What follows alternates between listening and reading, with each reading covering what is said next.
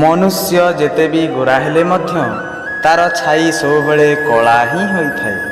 ଶ୍ରେଷ୍ଠ ଅଟେ କହିବା ହେଉଛି ଆତ୍ମବିଶ୍ୱାସ, କିନ୍ତୁ କେବଳ ମୁଁ ହିଁ ଶ୍ରେଷ୍ଠ ଅଟେ ଏହା କହିବା ଅହଙ୍କାର ଅଟେ।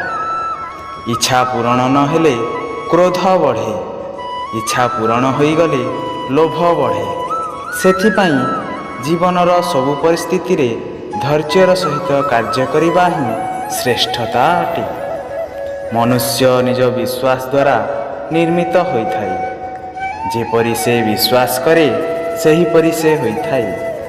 ମଣିଷ ସଂସାରରୁ ଚାଲିଗଲା ପରେ ସମାଜ ତା ନାମକୁ ଅଳ୍ପ ଦିନ ମଧ୍ୟରେ ଭୁଲି ଯାଇଥାଏ, କିନ୍ତୁ ତା କର୍ମକୁ କେବେ ଭୁଲେ ନାହିଁ।